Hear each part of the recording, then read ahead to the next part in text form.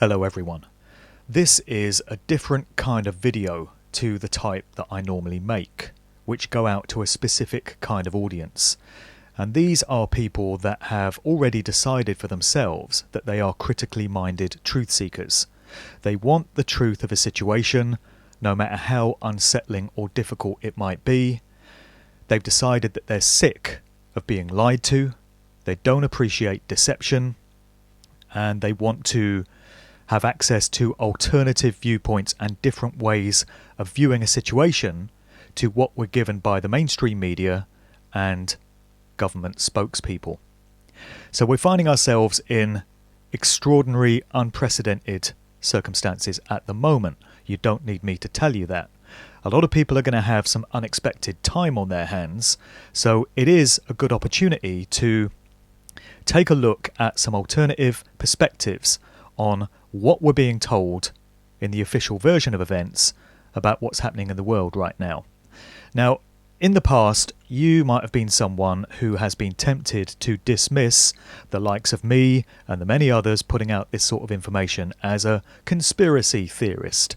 And maybe you've had a good old chuckle at our and you've scoffed at some of the things that we've said because they fly in the face of everything that you've been told through your life. I think there are going to be a lot of people now that are going to be re-evaluating their viewpoint of what they've previously dismissed as conspiracy culture. I'm going to be presenting a whole load of information to you here today, which is going to fly in the face of what you've been told by the mainstream media, and you have a choice. You can either carry on believing what is told to you by the BBC, the Daily Mail, CNN, Fox News, government ministers, all of which have a proven track record of lying. They lie about everything all the time.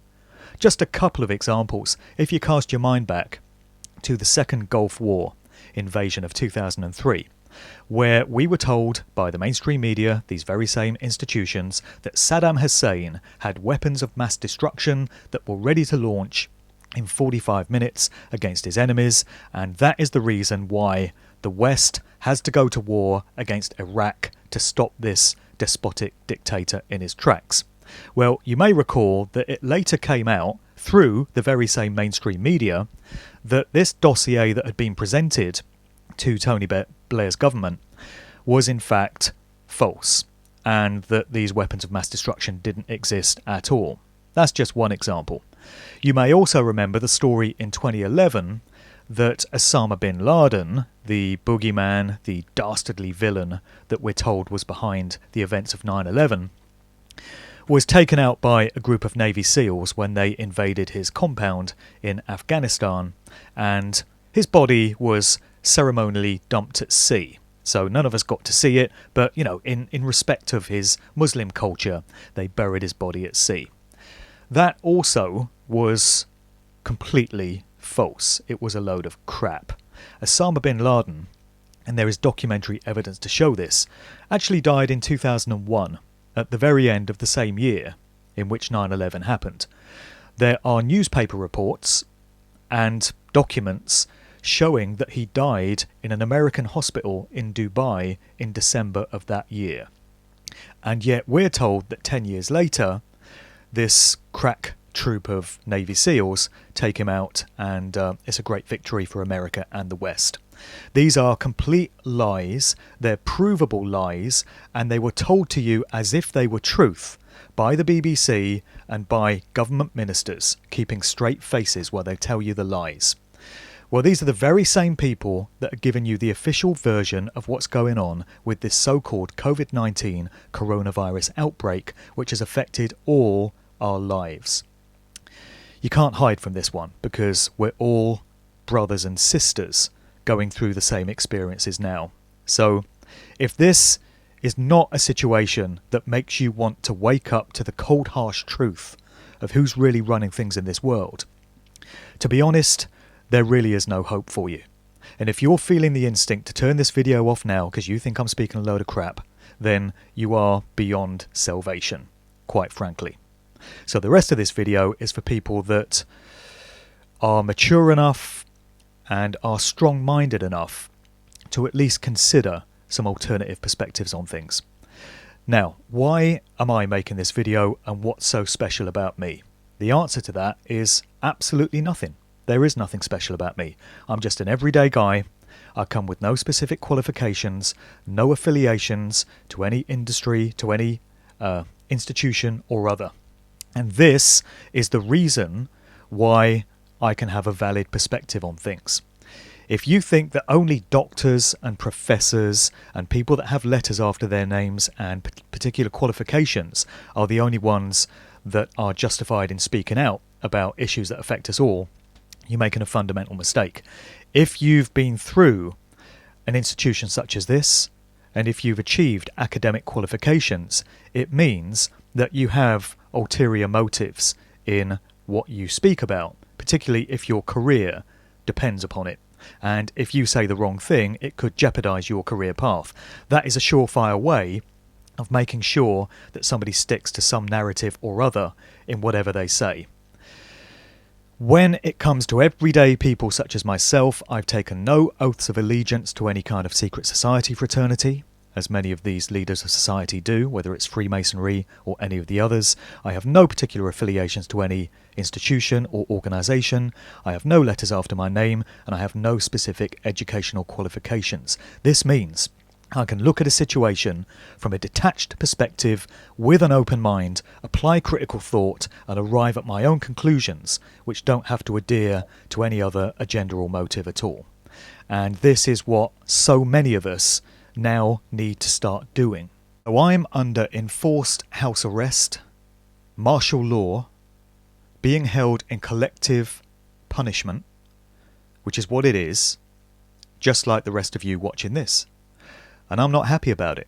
I'm not happy about having my natural, God-given rights to freedom taken away from me. Freedom of movement, freedom of assembly, freedom to decide where I go, who I associate with, being dictated to me by proven liars, and so much more. Psychopaths and Satanists, when you get into it. There is evidence to show that this is the case. But we do have these rights. We have the rights under creation, under what people would refer to as God, and it doesn't matter what religion you might adhere to by name. We all have these same rights as free, sovereign beings walking the surface of this earth, so long as we're doing no harm and causing no loss to others. If we're not, we have absolute freedom to live as we please, and no one has the right to take that away from us under any guise or under any excuse whatsoever, especially when these freedoms are being taken away in the name of a massive lie and huge deception, as we'll see as we go forward. Everything I'm going to present to you, everything I'm going to talk about here today, can be backed up by documentary evidence, and anyone can do this research for themselves to verify that what I'm saying is in fact valid. And I encourage people to do this. I don't want you to just take what I'm saying here at face value and go away with it. I want each and everyone watching this to go out and research these things for themselves and verify for themselves that what I'm saying is true. To do this, naturally, you will need to avoid establishment-owned outlets.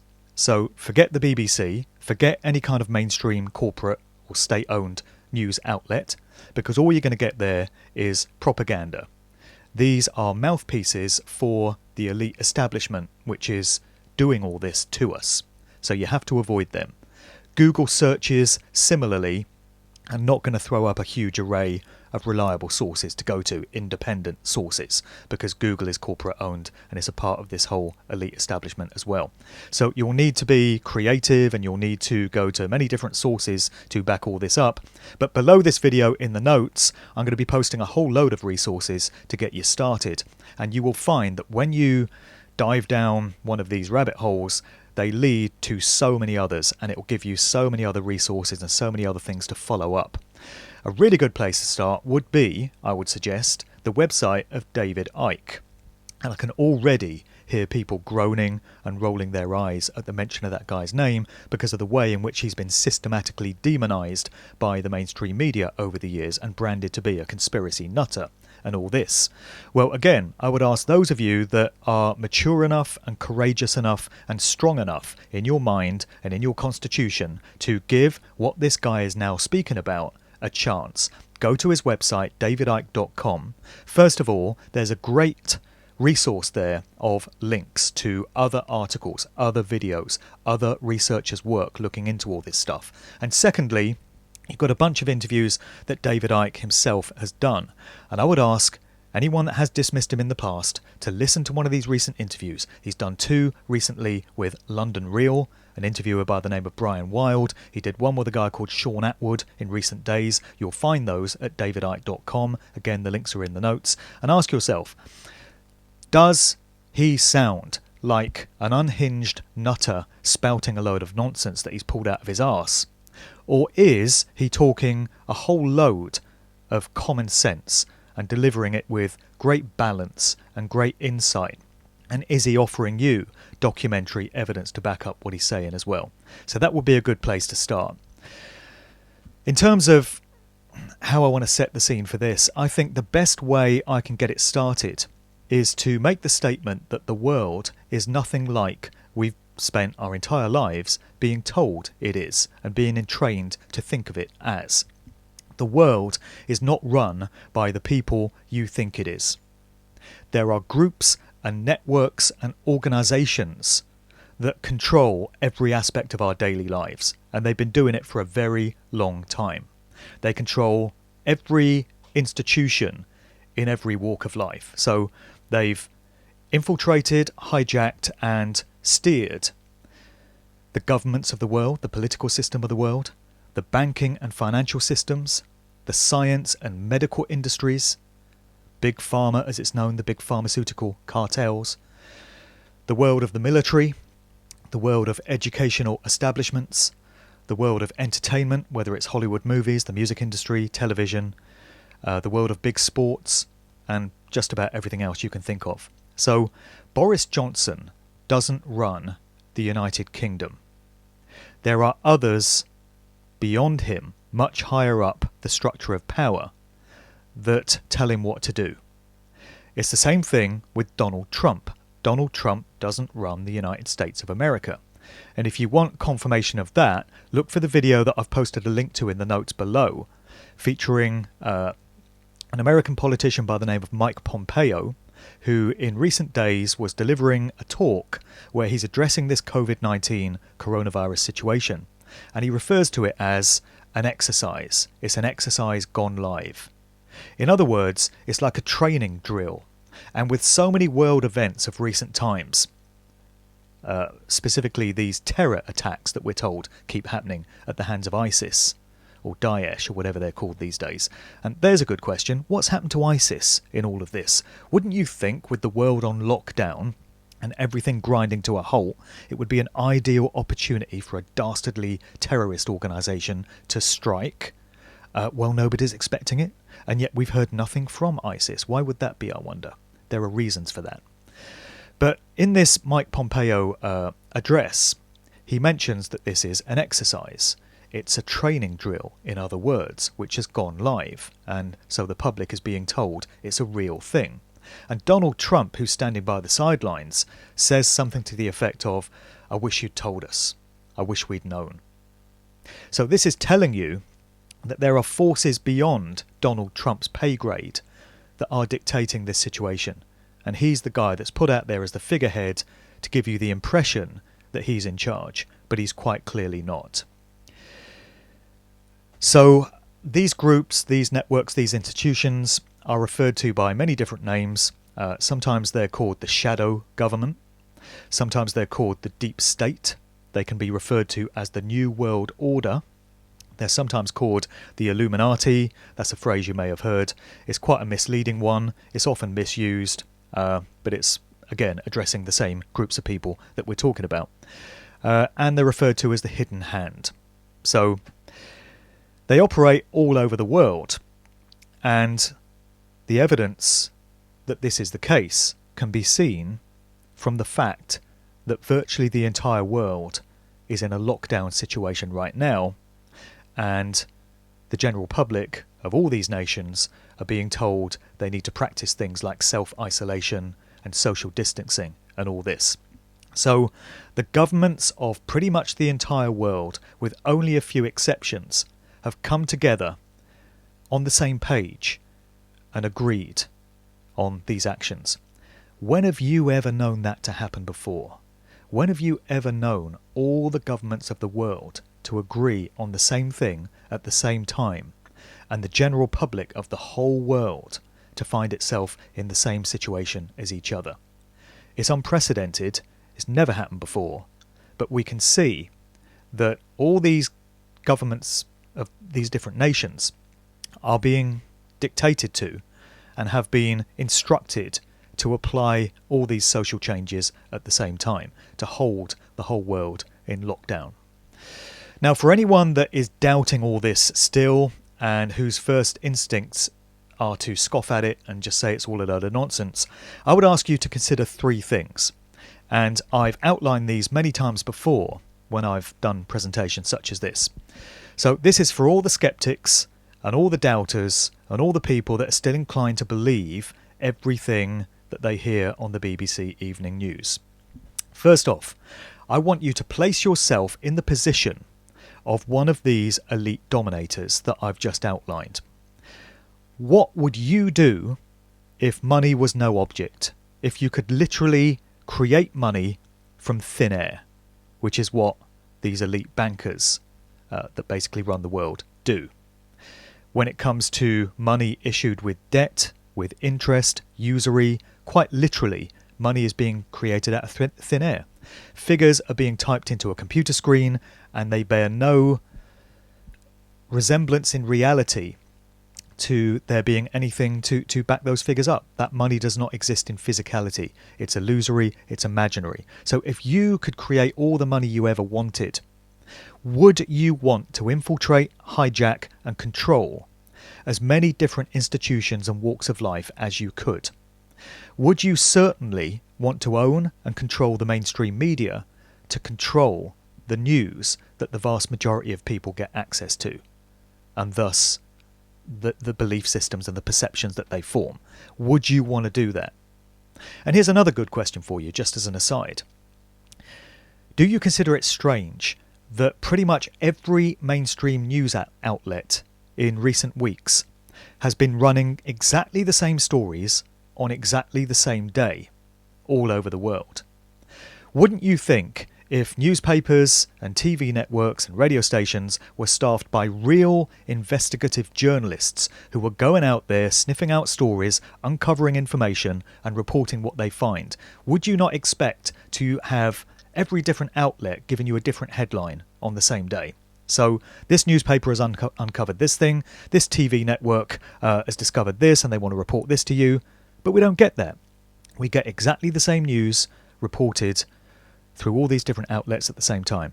And this is proof that they're all controlled by the same owners. And they're all perpetuating the same propaganda and the same lies that the owners who are tied into these groups, the deep state, the hidden hand, whatever you want to call it, what they want you to believe. Now we're seeing this with what we're getting reported with this COVID-19 coronavirus situation. Same headlines all over. Same official death tolls getting reported through all these different media outlets. So they're not doing real investigative journalists. They're not researching stories. They're just merely parroting and regurgitating what they've been told to. So number two that I would like to say to all the skeptics and doubters out there is, if someone before this situation in which we find ourselves now had said to you, if there were a covert plan to control and subjugate you and your family, your loved ones, and they were doing it under the cover of lies and mass deception, would you want to know about it? If you'd said that to most people a few weeks ago, I'm pretty sure the answer would have been, Well, yeah, of course, if that is happening in the world, then I would want to know about it. I would want to know if me and my family are being put in jeopardy by, these liars. You can then go on to say, all right, well, you've said you would want to know. So I'm here telling you that exactly that dynamic, that scenario, is playing out right now. Because this virus situation is not about any virus, first and foremost. It's being used as an excuse, as justification to bring in all kinds of draconian, totalitarian, nightmare measures to further control, surveil, monitor, and take away the freedoms of everyone on Earth. Me, you, our families. If you'd said to these very same people who have told you that they would want to know about a situation like that it's happening right now and they need to pay attention to it, I can guarantee to you that many of those very same people would still brush it off and claim you don't know what you're talking about. They'd say, no, that can't possibly happen. That can't possibly be true. No, I'm not having that. Well, I guess they didn't really want to know that badly after all then.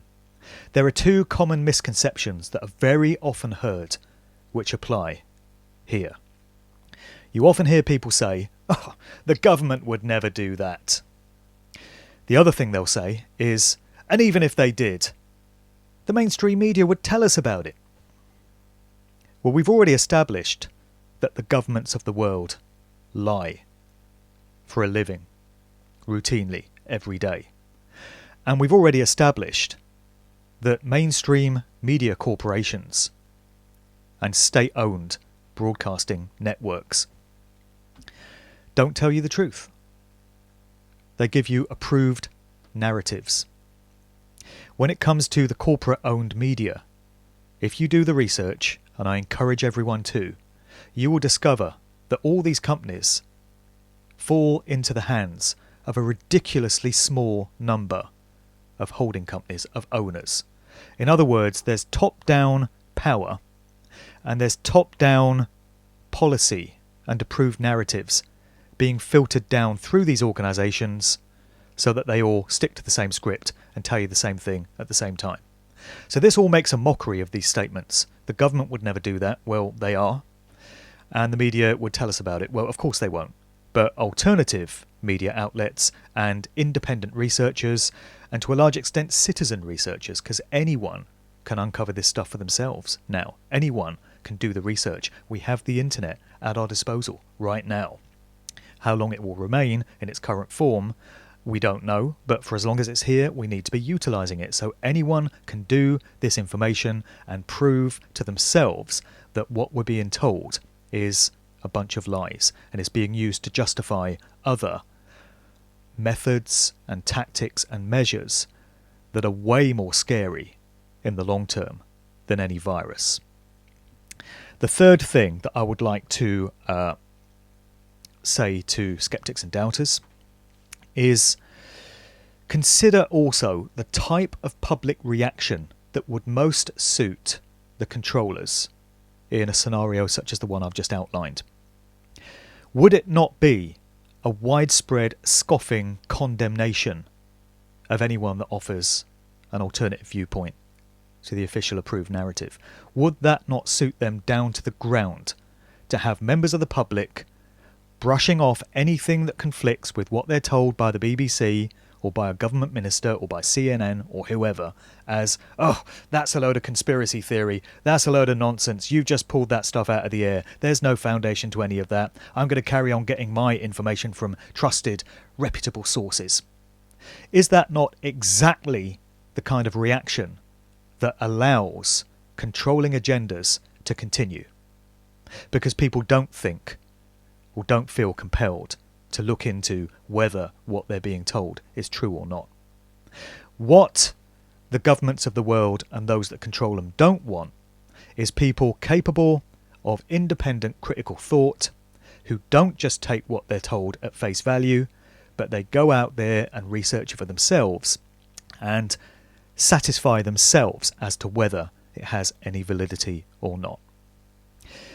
The other thing that I would like to say to people just before I move on is, even if you doubt that what the likes of me say can be true, even if you doubt that governments and mainstream media outlets and state broadcasters would lie to you, given the implications that we're talking about here, the future freedoms or lack of them for you and your family, your loved ones, if what we're saying is correct, can you afford to take that chance? Can you afford to take the chance that there might actually be some foundation to what you're being told? And that you dismissing it without even taking 5 minutes to look into it could be allowing this agenda to continue unchecked. Can you afford to take that chance?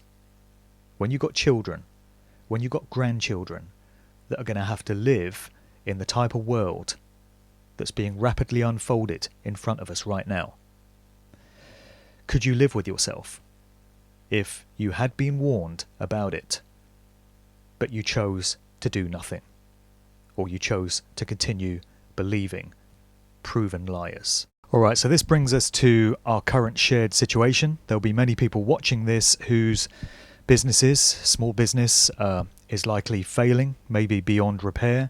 There'll be lots of self-employed people that are going to be struggling hugely financially now, myself included. And all this has occurred at the hands of what we've been told is this deadly pandemic, although plandemic would be a more appropriate phrase, I would suggest, that has the entire world in its grip. So there are many different viewpoints on this. I'll just mention the fact that people are questioning whether this virus is real or not. I'm going to stick to factual information that can be proven in this video.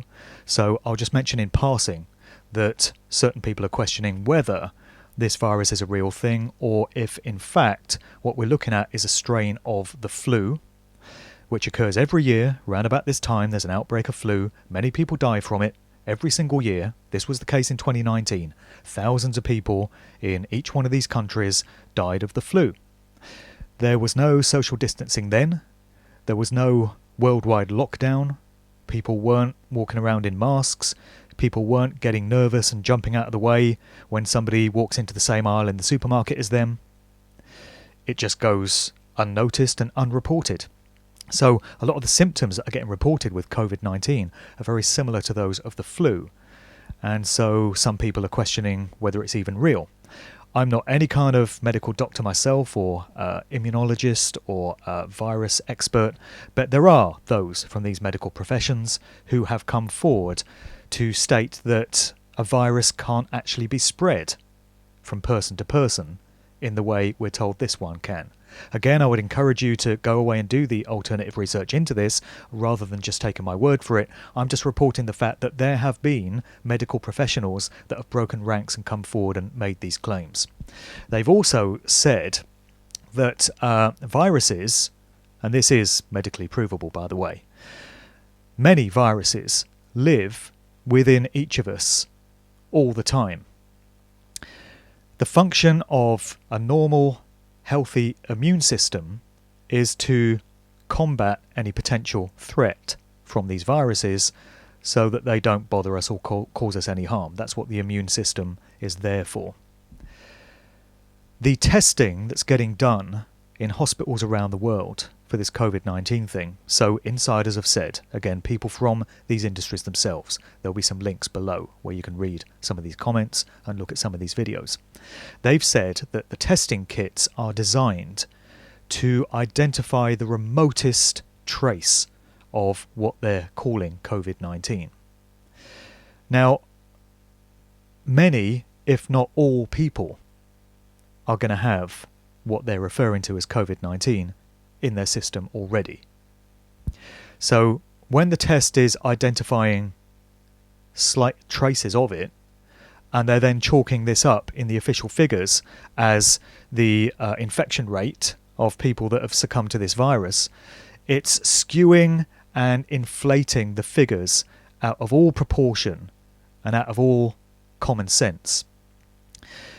Medical professionals, people working in hospitals, have also come forward and reported that they've been instructed that whenever anyone dies in hospital during these times of any cause whatsoever, it can be cancer patients in the latter stages of terminal cancer, it can be any number of other diseases, it can be health conditions that have existed in these people for years and they're finally succumbing to them.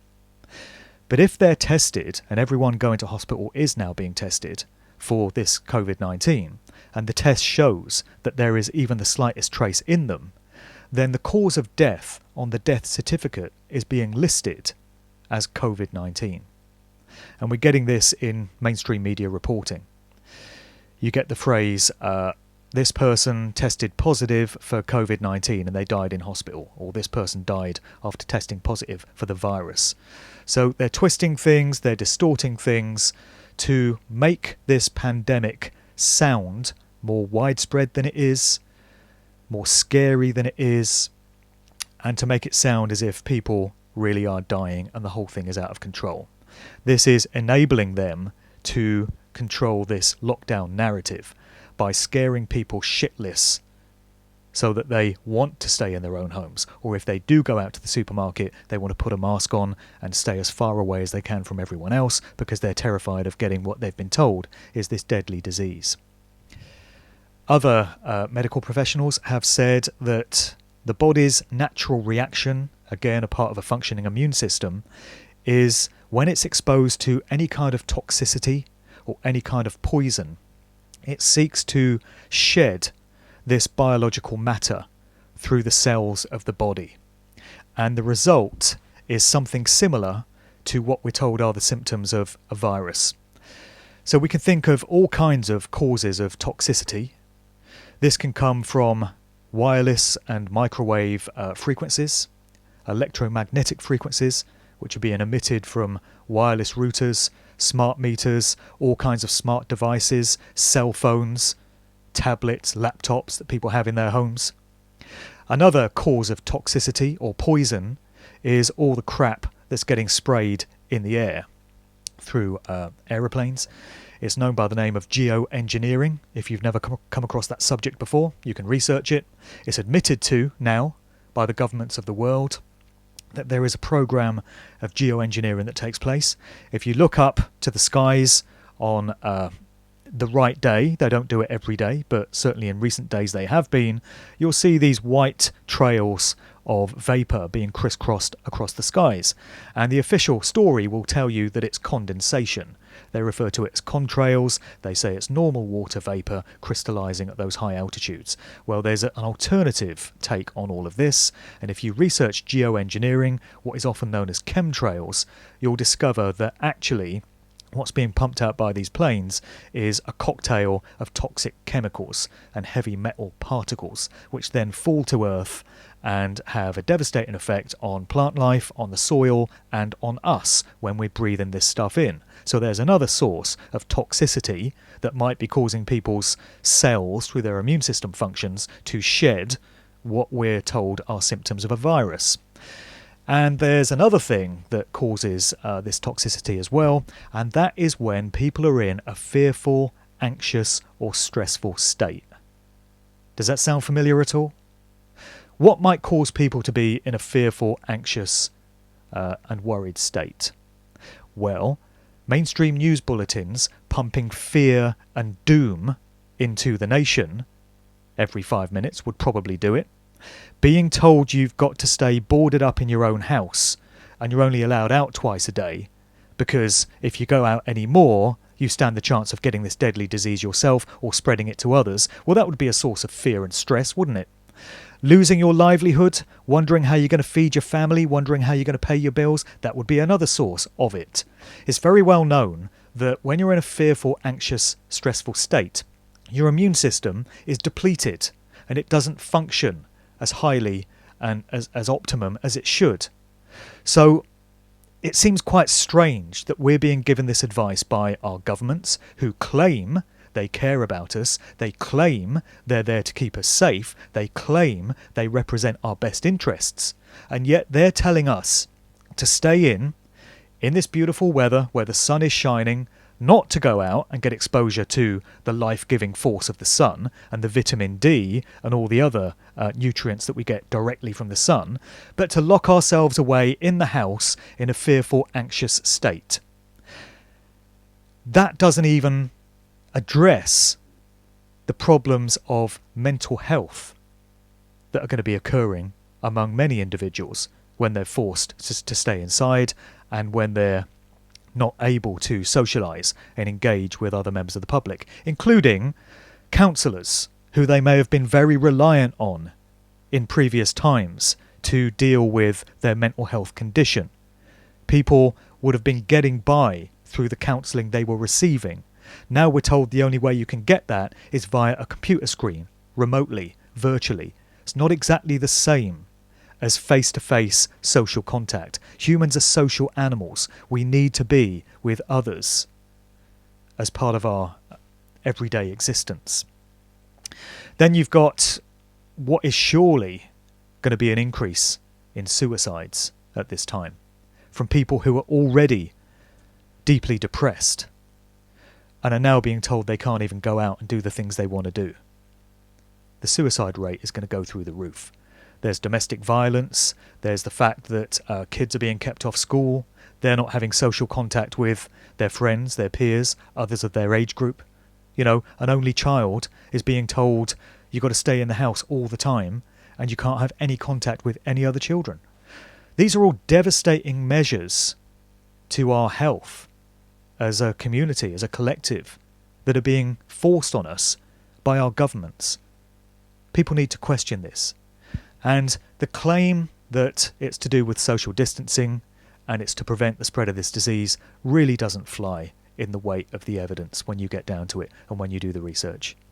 Again, I keep saying it, but I encourage everyone to do their own research into this and to prove that I'm not just spinning a load of crap to you. There is foundation to all of this. Okay, so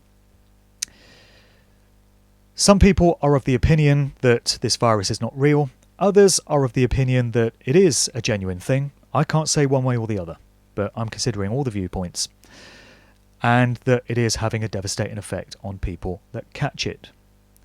Whatever the case, whether it's something that's been dreamed up or whether it's something that is real, what we can be sure of is it didn't just come out of nowhere, taken everyone by surprise, and no one could have foreseen it. It didn't emerge from areas of China, live food markets, and the Chinese habit of eating bats and all of this that we're told. Just imagine if that were really the case. Just suspend your disbelief for a moment. And suppose this virus is real. Suppose it really did come from bats in live food markets in China. Why then have there not been international calls from every government in the world to shut down this barbaric, outrageous practice that takes place in China, where people will literally eat anything that moves? We haven't had that. Wouldn't that make the most sense? If this deadly virus has got the world in its grip and it's crippled the international economy, would governments not want to go to the direct source of the problem, if it can be shown to be so, and to make sure that this kind of thing can never happen again by removing the cause of it? We don't get that, because the whole thing is a crock of lies. It's been proven by citizen researchers all over the world. These are regular people just like you, just like me, not professional journalists, because professional journalists are owned and they do the bidding of the corporations that pay their salaries. Citizen researchers just want to uncover truth for themselves and do their own research. So many of these people have been going into the very hospitals that we're told are completely overrun by victims of this virus. We're told that the health staff just can't cope, they're at breaking point, they just can't deal with the scale of the situation. And what these people have found is that these hospitals are actually empty. They've been to the accident and emergency departments and they've filmed and taken photographs to show that all the beds are completely empty. If you don't believe me, have a look at the notes, the resources that I'll post below this video. There's a couple of videos you can get there of people that have been into these hospitals and filmed them to prove that the victims just aren't there like we're told they are. People have also uncovered the fact that the official death rates that have been reported in most countries that we're told have been affected by this thing, it's certainly the case in the UK, it's certainly the case in many European nations, the death rates for 2020 are more or less the same as they were up to this point in the year in 2019 and in previous years, showing that on the whole, give or take, no more people have died this year of anything than you would expect to have died by this point in the year. So the figures are being fixed and the death rates are being hyped out of all proportion, and the cause of death is being manipulated as well to make this whole thing seem more widespread and more devastating than it really is. Now, why would they need to do that? If the figures spoke for themselves, if these hospitals really were full and at breaking point like we're told they are, why would they need to lie about it? You know, you've got a situation where CBS and Sky News were recently running the same piece of footage on 2 separate days, on 2 separate networks, and claiming that it was from 2 separate hospitals hit by this pandemic. So they're telling you that in the first instance, it's an emergency hospital room in Italy. You then get exactly the same footage with a different date on it, where they're claiming it comes from a hospital in the States. And this is far from the first time that corporate news networks have run fake footage or the same piece of footage and passed it off as something else. It's gone on many times before. There have been instances where newscasters have pretended to be in a particular spot in the world, like a war zone in the Middle East. And the camera has kept rolling, and the footage has made it onto the net to show that they were actually in a film set somewhere pretending to be somewhere else. And you can see the newscasters laughing and joking about the hoax and the deception they've just pulled off. They do this kind of thing all the time. We got some evidence right there in the video, as I say. So what's going on here is this COVID-19 situation blown out of all proportion. Again, it's very little different to what we get with the flu each and every year. And we don't get all this mass panicking, and we don't get the world shutting down for the flu. So why is it being shut down for this? Because it's being used as a smokescreen, as an excuse, as a justification for bringing in all kinds of other measures that the control system that I'm speaking of has long wanted to introduce. If they'd just come right out and tried to introduce all these different things, people would notice, because it would be such a radical change to the way we do things. There could well be widespread opposition to it, and they don't want that. They want to slip this stuff in subtly, covertly, without anyone really noticing or really objecting. It's what David Icke refers to as the totalitarian tiptoe, where you're a controller, you want to take society in a desired direction, but you know you can't do it all at once. So you do it in gradual, incremental, subtle steps, small changes at a time. Let people get used to the changes. Never roll them back. That becomes the new way of life. And gradually introduce more subtle changes, and more and more and more, until you've eventually reached the goal that you always wanted to, but you've done it without people really noticing and really objecting. So what sort of things have these controllers long wanted? And this is all in their own writings, by the way. It's in their own documentation. They've published books on it. They've put out white papers on it. They've published documents. They've spoken about it in interviews. There's even a monument which is worth people looking at if they've never heard of it, referred to as the Georgia Guidestones in the state of Georgia in the United States. Now, this is a series of granite stones in a geometric arrangement, and it's inscribed in various different languages with the wish list items that the controllers of society wish to tick off and where they wish to take things. You can look this up on Wikipedia. It's right there. There's an official account of what the Georgia Guidestones are, and it will tell you on its Wikipedia entry what the inscriptions consist of. I would encourage everyone to go and look at that. These stones were unveiled on the 22nd of March 1980.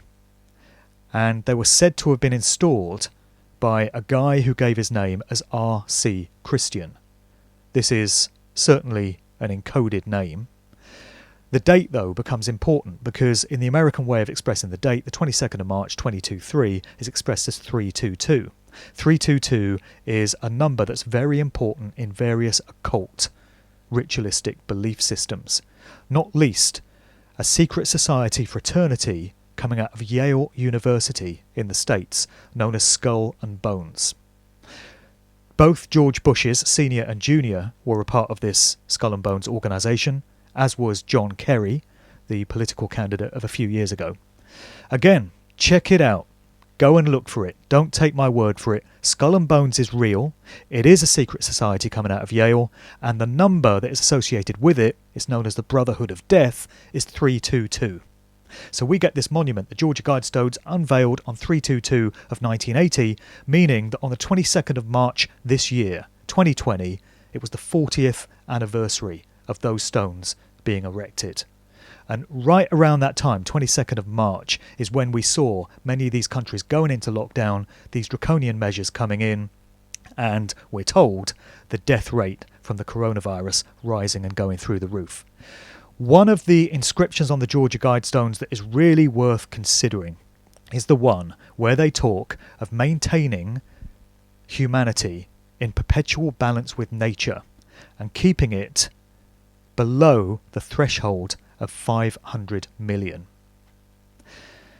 What they're talking about is population reduction and bringing the world population from its current figure of, we're told, around about 7 billion, down to 500 million, 500 million.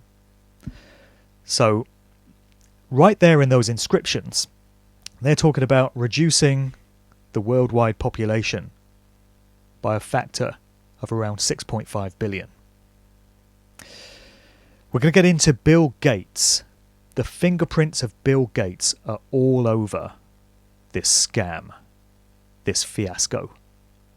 There's a lot more to know about Bill Gates than just some nerdy computer guy that invented Microsoft. We'll get on to him. Other things that the control system have long wanted to introduce include a cashless society. They want everything digital, everything electronic, everything trackable, everything able to be surveilled and monitored. And this includes our use of payment. So they've long wanted to switch everyone over to electronic methods of payment. That way, everyone's expenditure can be tracked and details of it held. Your movements can be traced. And none of this is possible when people are still using cash. So they want to take society to a place where eventually everyone is, something they would like to achieve, microchipped. Everyone carries an RFID biometric microchip within them. So their every movement can be traced, and this would be linked to their financial history and their expenditure and their medical records and all kinds of other data and information about them. What we're seeing in China right now is an implementation of all of this. They've got a system out there known as the social credit system. They've also got facial recognition, which is being controlled by artificial intelligence, whereby when Chinese citizens go walking around the city streets, they're being tracked in real time by hundreds of thousands of cameras controlled by AI and facial recognition systems that are identifying them in an instant from having picked up their individual facial characteristics. And then, flashed up on a computer screen, is all the data that is held about each one of these citizens, including what they spend their money on, because the currency is all electronic. What's happening in China with that social crediting system is the blueprint for where the controllers, because they're international, they know no boundaries, they control all countries, that's where they want to take everyone else. I keep saying it, but don't just take my word for this. Do some research. Go to some alternative resources. Look up China's social crediting system. Get familiar with what it is and get to know what's coming for the rest of us unless we do something to stop it, unless we remove our compliance with what's being done to us. So that's the cashless society. They want to remove cash because they can't control you as easily when you pay with cash. And what are we being told now? The virus can be spread on cash. So it's much safer if you use electronic payment methods and preferably contactless. So we're not spreading germs everywhere. The virus can't be spread by cash. The virus can't be spread by shopping trolleys that people are desperately wiping down with antibacterial wipes and stuff. It's all lies. Virus experts, immunologists, medical professionals are telling you this, that viruses can't be transmitted in this way. It's just an excuse to remove cash. Increased surveillance and monitoring, as I've mentioned, restriction of movement. Well, we're seeing that now, aren't we? We're told we can't go and see our friends. We can't turn up at social events, meetups. We can't go to the pub. We can't go out to the cafe for a coffee. We can't go to music events. We can't go to sports halls, gyms, swimming pools. You can't even go in the park. You can't even let your kids play on the slide in the park because all the parks are closed. So it seems to me that they're softening people up and getting them ready for a future society where you won't have any freedom of movement. You will be restricted in where you can go. It will be like something out of George Orwell's 1984. It will be your worst nightmare. And I really hope that people are starting to see this now. People that have scoffed at these ideas before, that have laughed at them, well, now you're finding yourself at home, aren't you? You can't go out anywhere, can you? Because you're afraid of being stopped by the police and asking where you're going and having to prove you've got a good reason to be out. Your business is failing. You're wondering how you're going to feed your family. You're wondering how you're going to keep a roof above your head. Yeah, because shit just got real. And many of us have been warning about this for a very long time. We've been laughed at. We've been dismissed. Guess what? It's happening. Now, you owe it to yourself. You owe it to your families to get informed as to what the game plan is here. Because it only succeeds if we all put up with it. And if we all cooperate and acquiesce to it, as too many people are still doing. Standing behind these stupid lines, getting nervous when somebody steps a little bit too close to them, crossing the other side of the road because they're worried somebody might breathe on them and they might drop dead on the spot. These people are believing everything they've been told by governments and by mainstream media outlets who are proven liars and who are in the pockets of the real controllers of society, who do not have your best interests at heart. They put it in their documents, they inscribe it on their guide stones. It's right there for you to see, if you care to see it. What's next? The United Nations Agenda 2030. This is something worth people looking up as well. It's in their own documentation. They've laid out where they plan to take things with this. Only 10 years away from 2030 now. This involves everyone living in smart cities. This is where they want to take things. They want everyone hemmed in together in what they refer to in their own jargon as human settlement zones. So that's why there's so much housing going up everywhere. That's why all these fields at the edge of every village are being swallowed up with new housing, because they want people living in these futuristic settlement zones, as they refer to them as. They want people going into big cities that are going to be linked with artificial intelligence and with a smart grid Internet of Things, where all these devices, all these vehicles, everything operating in the city is all communicating wirelessly with everything else via radio signals. So people are going to be absolutely engulfed and swamped in electromagnetic pollution and radiation from these frequencies, because we'll all be crammed into these cities if they get their way. They want people off the land, out of rural areas, because they want to reclaim the land for themselves and plunder all the resources. Again, it's all in their own documents. It's all right there for you to read if you care to study it. And this is what Agenda 2030 is all about. Once again, Bill Gates, the Bill and Melinda Gates Foundation are serious players in this. I'm going to get onto him shortly. But you really need to pay attention to what the smart grid futuristic city agenda is all about, and that's one of the reasons why we've got high-speed rail networks coming in as well. In the UK, there's been a lot of controversy about what's known as HS2, high-speed rail network 2. They want these smart cities linked by high-speed trains, because eventually they want to restrict your freedom of movement so that you can't get around in your own modes of transport.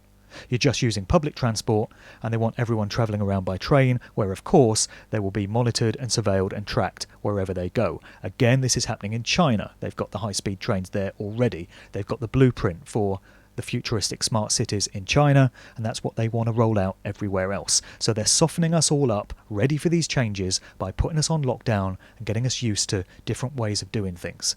And it can't be allowed to continue. Look up Agenda 2030. You owe it to yourself to do. What else? Well, this is the really important one in terms of what they've wanted to introduce for a long time. Mandatory vaccinations. When it comes to vaccinations, there has been a lot of controversy and a lot of contention in recent times over whether vaccines really cure the diseases and are beneficial to human health that they're claimed to, or whether they are in fact detrimental to human health. There is so much science now, and there are so many professionals from the medical industries that have come forward, broken ranks, become whistleblowers, and they've spoken about how dangerous vaccines are to human health. They truly are. They've been linked with autism in children. There was this guy, Dr. Andrew Wakefield, that came out in the 90s, I think it was, many, many years ago, making the connection between the ingredients within vaccines and the absolute explosion in childhood autism. And aren't we seeing that now? So many people's kids being diagnosed as being on the autistic spectrum. A lot of that blame can be laid at the door of vaccines, it would seem. Andrew Wakefield was, of course, demonised by the mainstream media. They claimed that he was making outrageous comments. He was struck off the medical register. But you would expect him to be, because he went against the official narrative. And that's what happens to people that do it. They have their careers destroyed. So vaccines are full of toxic crap, all kinds of things that it's just not a good idea to inject into a human body, especially a child's body, especially a newborn baby's body. They contain thimerosal, which is a mercury derivative. They contain formaldehyde, which is used for embalming bodies. They contain aborted fetus tissue. They contain chick embryo, parts of pigs, parts of cows. Seriously. They're given multi-syllable chemical names, but this is what goes in to vaccines, and you can prove it for yourself by going out and doing some independent research. So vaccines, far from curing people from disease, actually harm the natural immune system, our body's natural, God-given, innate ability to heal from disease. It decimates immune systems with that sort of crap being put into the body. So they have wanted to get the majority of the world's population vaccinated very quickly. And what are we now hearing? Calls for mass vaccination of populations in the wake of this virus situation so that it will keep us all safe from any future outbreaks. There is a lot of science and proof and documentary evidence to show that one of the other things that's getting put into vaccines now at the hands of these big pharmaceutical corporations who are connected to big tech companies coming out of Silicon Valley and in turn to the governments of the world, is there's the ability to put tiny nano microchips into vaccines. They're so small that they can't be detected by the human eye, but it's been proven that this can be done. And these RFID chips, which emit a radio signal enabling the recipient to be tracked and monitored remotely, are being injected through the vaccines. So now we need to be very wary of the fact that there are calls for mandatory vaccination. We're hearing Bill Gates and many others making these calls now. They're saying things like children should not be allowed to go back into schools unless they've been vaccinated. Old people need to be vaccinated, and there needs to be a register of which people have taken the vaccine and which ones haven't. And there have been suggestions that there will be measures like people not being able to get access to universal credit and government benefits at a time when they're so much in need of them because their businesses have been destroyed as a result of the lockdowns, unless they can be shown to have taken this vaccine. Also claims that you won't be allowed to board trains and airplanes. You won't be able to travel unless you've taken the vaccine. It will be presented under the guise of, oh, we've got to keep people safe from any future, outbreaks. But here's the thing. If vaccines really are safe, then wouldn't the people that have taken them be protected against people that haven't. So they wouldn't have to worry about catching something from somebody that is unvaccinated because the vaccine will keep them safe from that, right?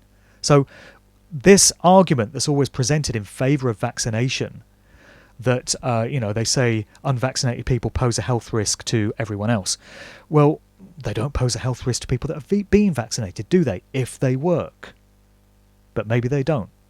Or maybe there's another agenda here. So we're getting the calls for the vaccination. People have been very reticent to take vaccines up to now because of the evidence that's been available to show that they're not safe. So there are now pushes for it to become compulsory. And we need to be very wary of this because it's another tick list box on the Christmas wish list of the elite controllers. So what they've managed to achieve through this lockdown is ingenious, really. Criminally ingenious, because we're all being confined to our own homes. Many people are staying there willingly because they believe that they're going to drop dead the minute they venture past their front gate. But we've got a situation where we're not being permitted to meet up with friends, associates, family. Again, when it comes to natural God-given rights in creation, no man or woman has the right to tell you where you can and can't go, so long as you're causing no harm.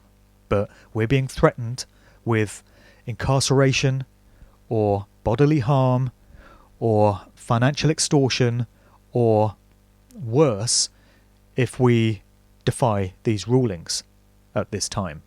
These completely unjust and illegitimate rulings. But nevertheless, the only means that we have now of communicating with people is via Skype or Zoom or phone calls, all of which can be remotely monitored and surveilled. And these types of calls routinely are. So even if a group of us wanted to organise some kind of resistance and some kind of fight back to what's going on, we've had our freedom of assembly restricted at this time. So they've really thought this one through in terms of the wide-reaching implications of it. Now, one of the areas of research that myself and many other people have looked into is the fact that when the true controllers of this world want to introduce something and they want to unleash something on the public, they always pre-announce it in some way or other. They let you know what's coming. They give you an opportunity, as they see it, to understand what you're about to experience. Now, the way that they tell you is always cryptic and coded. It's not in a direct, obvious way that anyone would be able to interpret. And usually the ways in which they forewarned you about something only get discovered after the thing has happened. But it comes down to the occult belief systems that these controllers adhere to. And it comes down to their interpretation of karmic law and cause and effect. I'm not going to get into that too much here because for anyone new to these subjects, it's a lot. And it deserves a whole presentation in its own right. You can look into it in your own time if you choose to, but I'll just leave it at that by saying that they do like to pre-announce what's coming, and we do have some examples in this case when it comes to the COVID-19 scam. So there was a novel which came out in 1981 by the author Dean Koontz. It was called The Edge of Darkness, and in the narrative he talks of a biological weapon, a pandemic, being cultivated and unleashed out of a laboratory in Wuhan, China. Exactly what we got in this narrative. Then there was a movie that came out in 2001 called Contagion. It stars Lawrence Fishburne, and he plays a government minister, and he's talking to a CNN presenter who is a genuine real-life CNN presenter, still on the network. He's been presenting bulletins on this whole thing recently, actually. And so the Lawrence Fishburne character is talking about the outbreak of this pandemic, and he's using terms like social distancing and self-isolation. Who had heard of these terms prior to March 2020 in most parts of the world? And yet there they were being used in a movie from 2001 that seem to foreshadow the narrative that's unfolding on the daily evening news now. There was an Asterix and Obelix cartoon, the Asterix comic book series that came out in the 60s and 70s. There was a recent updated Asterix adventure that came out, comic book, in 2017. And for no apparent reason, at one point in the story, all the characters start chanting coronavirus, coronavirus. And by the way, the term coronavirus is nothing new either. COVID-19 is the name that's been given to this one. But there are cleaning products going back years where if you look on the back of bottles of bleach and things like this, it states that they're effective against all kinds of germs, infections and coronaviruses. This is a term that's been in use for many years. It's not something that's just come along in 2020. There's a rap song by Dr. Creep. You can get this on YouTube. If you look for Dr. Creep, it's a song called Pandemic featuring Lone Ninja on Montage Music. And this came out in 2013. And at one point in the song, I think it's about 65 seconds into it, it makes a reference to the coronavirus 2020 in a rap record that came out 7 years ago. How can that possibly be? Well, there is a phenomenon known as predictive programming, which ties into all of this. Again, I'm not going to go too far into detail of it here, but one other major world event where we had no end of predictions or foreshadowings of what was to come was 9/11 in 2001. There are all kinds of references to the events of September 11th, 2001 that were encoded into movies, TV shows, cartoons, pop songs, record sleeves in the years leading up to 2001. There was even a rap record then by a group called The Coup. And this came out in June of 2001, where you've got the two members of the group in front of the Twin Towers of the World Trade Center, and you see the towers exploding in exactly the same way as we saw on September 11th, and you've got one of the group members there detonating a remote detonation device. That's just one of so many examples of the events of 9/11 that were given to us in works of popular culture. And so we have it here.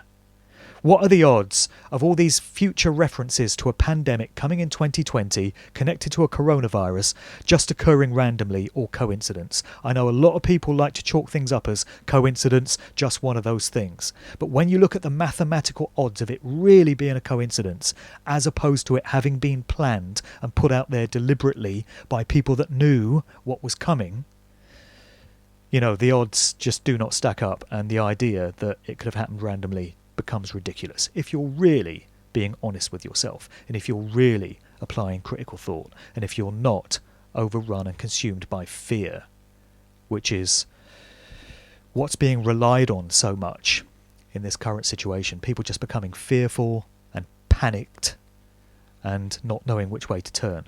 We need to stay level-headed in all this. We need to stay balanced, focused, on point, so that we can all get through it in a way that suits us, rather than suiting our would-be controllers.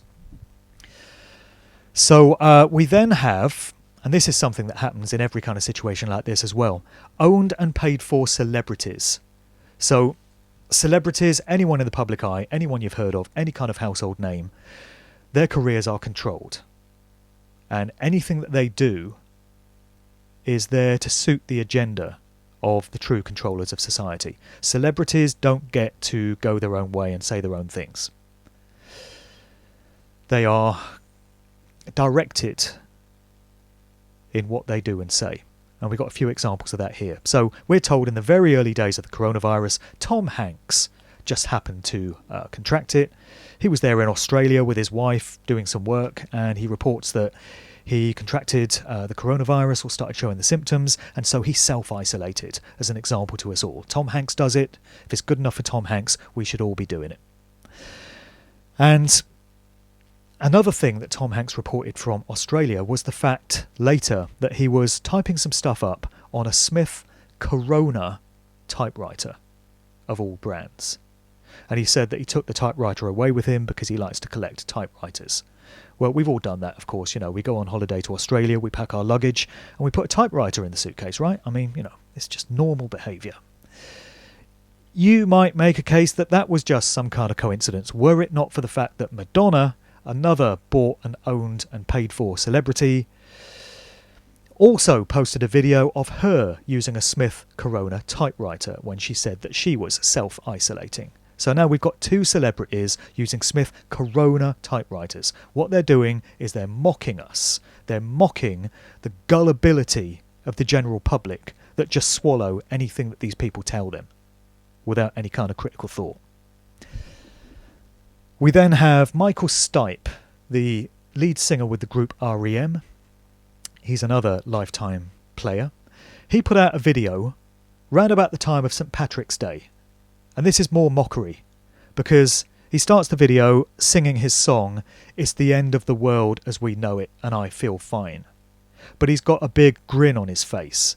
So he's obviously not fazed by his enforced house arrest. He's obviously not feeling worried or fearful. He's grinning the whole way through it. And he says, "Happy St. Patrick's Day." And the reason he's really taking the piss there is because that was the time when Ireland forced all its pubs to close on St. Patrick's Day weekend. Who would have imagined that Ireland could ever close all its pubs without a revolution on the streets? But they managed it. So Michael Stipe's there saying, "Happy St. Patrick's Day, we'll celebrate in 4 months." And he says the same thing towards the end of the video, "We'll celebrate in 4 months." So we made this in March. 4 months on from March is July. He's implying that we can all get back to normal and enjoy ourselves in July. How would he know that? How would the singer of a pop group be so certain that this whole thing will be over by July? Unless he has inside knowledge of the plan and what's to come. So we always get these celebrities. And another thing that we had as a precursor to this COVID-19 outbreak was a project known as Event 201.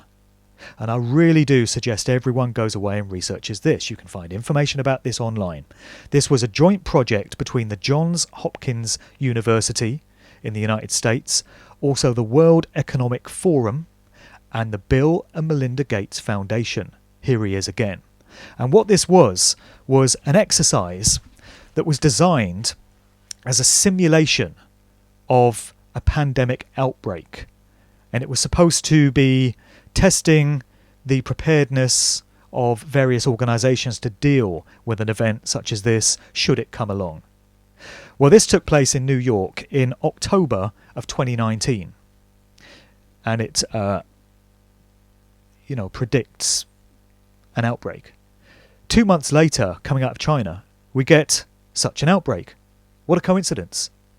Then, as 2020 comes around, gradually pretty much every country in the world succumbs to this so-called pandemic outbreak. And the Event 201 exercise simulated the exact responses to this situation that we're now seeing in reality. So it was talking about things like self-isolation. It was talking about things like social distancing. It was talking about lockdowns, getting people to stay in their homes, preventing people from moving around. Are we really going to expect that it's just straight coincidence that this drill exercise simulation took place just a few months before we get one of these pandemics? If you think it is a coincidence, then throw into the mix this medical professional by the name of Dr. Anthony Fauci, who has been a big-time advisor to the American government for many years. In 2017, and the video to this is in the resources in the notes below this video. Please watch it to show that I'm not just making this stuff up. In 2017, he made a prediction that in the forthcoming administration, which is Donald Trump's first term, which we're now in, it's inevitable that there will be an outbreak of a pandemic, of a virus or something similar. So he's there in 2017 telling us that this is coming. How would he know? Unless it's an amazingly lucky guess. Just like Event 201 was an amazingly lucky prophecy of what was to come. The only way he could know, of course, is if he had inside knowledge of what was planned. And being that closely tied to the American government, this of course becomes a very strong possibility. So we have the call for vaccinations now, and it's coming very largely from Bill Gates. The same Bill Gates whose Bill and Melinda Gates Foundation was one of the major backers and funders for Event 201. He's also backing the World Health Organization's response to this thing by wanting to introduce vaccines. Bill and Melinda Gates all over that.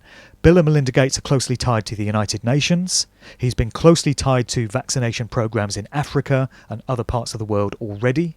He's closely tied to Agenda 2030 and the smart cities and all these other plans that they have for us. And there's something else you need to know about Bill Gates as well, because a lot of people just think he's this computer guy. Bill Gates is a eugenicist. This is something else that it's worth people looking up, the science of eugenics, which is tied to population reduction. It's the idea that only certain sectors of the human population should be able to procreate and reproduce their genes. Only desirable traits should be continued in the gene pool, and less desirable traits should be bred out of the world population. This is what these people really believe. Now, Bill Gates' father, William Gates Sr., was a prominent member of Planned Parenthood. Planned Parenthood is connected to the Rockefeller Foundation. Look them both up. Please do. Planned Parenthood's founder was a woman by the name of Margaret Sanger.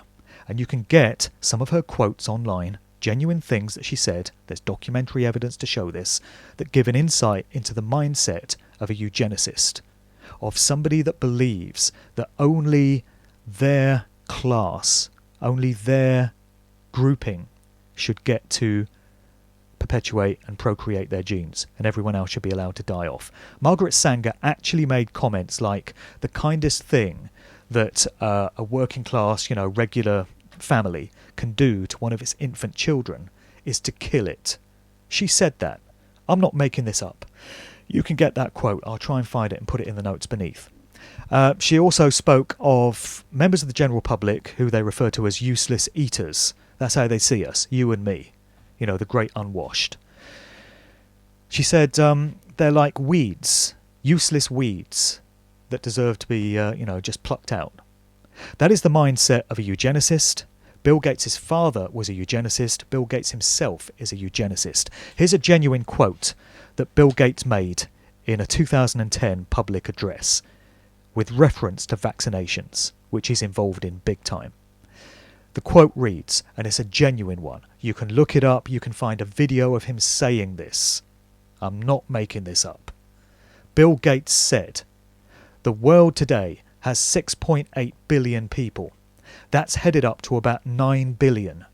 Now, if we do a really great job on new vaccines, healthcare, reproductive health services, we could lower that by perhaps 10 or 15%. I'll read it again. If we do a really great job on new vaccines, healthcare, reproductive health services, we could lower the worldwide population by perhaps 10 or 15%. Why would he say that when vaccines are supposed to be about improving human health and saving us from disease? Or would he only talk about lowering the world's population if that's what's really on his mind, and if that's what he knows vaccination programs and these other programs are really all about? Bill Gates needs watching like a hawk in all of this. Actually, he needs to go to jail for mass crimes against humanity. And if there were any justice or common sense in this world, he'd already be in jail. People might like to ask themselves why Bill Gates is being wheeled out as an expert on vaccines, as an expert on viruses, as an expert on how to deal with the aftermath of this situation. Isn't he supposed to be some nerdy computer guy that had a software company? He's not medically qualified. Why are governments listening to this guy? Unless he's a little bit more than what we've been trained to think of him as, and he's actually a key player in this elite ruling class that are behind all of this and have plans for you and me and our families. I would like nothing more than to be wrong about all of this. I want to be wrong. I want to be able to tell you that I was mistaken in everything that I presented here. But unfortunately, it does all check out. The facts and the proof and the evidence speak for themselves. As, again, I would encourage everyone to verify for themselves by following up on all the subject areas that I've mentioned here today. I want to be wrong, but I fear I'm right. I know it's scary. I know it's terrible to have to consider these things. I know it's unsettling. I get all that. Believe me, I get that. I have a family myself. It's my role to protect them, keep them safe from danger. I know this is difficult and these are scary times, but we do need to face up to what's happening to us, because the only way it's going to stop, and the only way we avoid going into a nightmare situation straight out of George Orwell's 1984, is to stop cooperating with what's being done to us, to stop complying, to stop saying yes, to stop being okay with it, to stop buying the lies. One really good piece of advice that I would like to give to people is to stop watching television and stop reading so-called newspapers. What I do, and what I think is a pretty good tactic, is once a day I will catch up with what the mainstream news is asking people to believe. So you spend 5 minutes each day getting up to speed on what everybody else is getting to hear about, and then you stay away from the mainstream media for the rest of that day, because it's there to put you in a fearful state.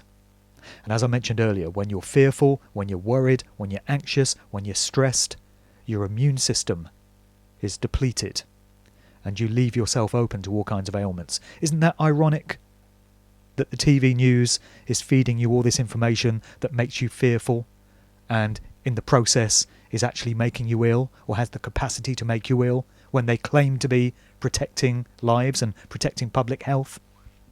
If you're in any doubt about that, just watch the average TV news bulletin from whatever corporate or state-owned network you choose, and be honest with yourself and examine how you feel at the end of it. Ask yourself if you feel strengthened, empowered, if you feel more courageous, more strong, more motivated, or do you feel panicky, worried, anxious, afraid, unsettled, nervous? I think if you were honest with yourself, you'd have to conclude that every mainstream news bulletin makes you feel the latter. And it's supposed to. It's propaganda. And it's steeped in fear, which is the emotional state they want everyone in. A population steeped in fear, worried for themselves and their families, is much easier to control than one that is strengthened and is empowered with truth. People who are afraid are more likely to cooperate with any kind of extreme measures and impositions than if they were strengthened and empowered. That's why they do it that way. Question everything you're told. In the same way that you should question what the mainstream media tells you, question what I'm saying here, question what every other alternative researcher tells you. Get used to doing your own research and verifying facts. Again, you're going to need to go to certain sources, because if you go to corporate-owned ones, that includes Wikipedia, Google, any of these big corporations, you're going to get the official version of events. You have to learn to seek out alternative sources. In the resources, the notes below, there's a few places to get you started. Again, I recommend going to davidicke.com, if not for his own content, but for all the articles that he links to, which will give you different perspectives on things. And it doesn't matter what any one individual might think of David Icke or anything that he's said in the past. We need to be past all that now. That's not important. What's important is arming ourselves with knowledge that we need to get ourselves through what lies ahead. We need to start getting things on our terms, our collective terms that serve us, that benefit us, rather than those that benefit the controllers who only want to enslave and dominate us. That's no way to live. We're not supposed to live that way. It's not meant to be that way in creation. We're meant to be free. So, this is probably the most important video presentation I've ever put out because of the incredible times in which we find ourselves.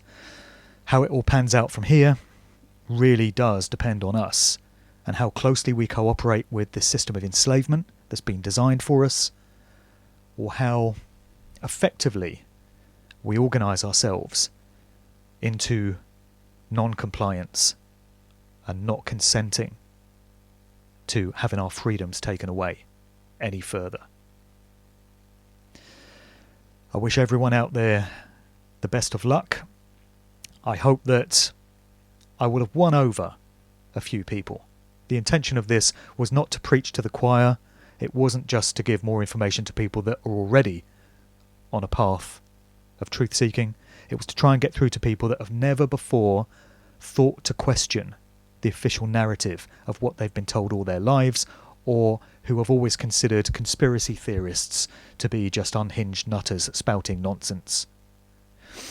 The time has come to put those perceptions aside and act in a mature, responsible, courageous way to get ourselves and our families through this and to get our freedoms restored so that life can continue to be lived on the terms that we want it to be. Please do follow up on the resources below. Do watch the video from the former boss of Vodafone in the UK spilling the beans on 5G. Do watch the footage of the hospitals that are claimed to be overrun by coronavirus patients but are in fact empty, as discovered by citizen researchers, regular people, no special qualifications, just ordinary members of the public taking it upon themselves to find out for themselves what's really going on, rather than disempowering themselves by letting others colour their worldview and their perception. Thanks for watching. If you want to comment on this video, I'm going to leave the comments section open. Other than that, I'll see you on the other side. Hopefully, on the road to freedom that we all deserve. Thanks for watching.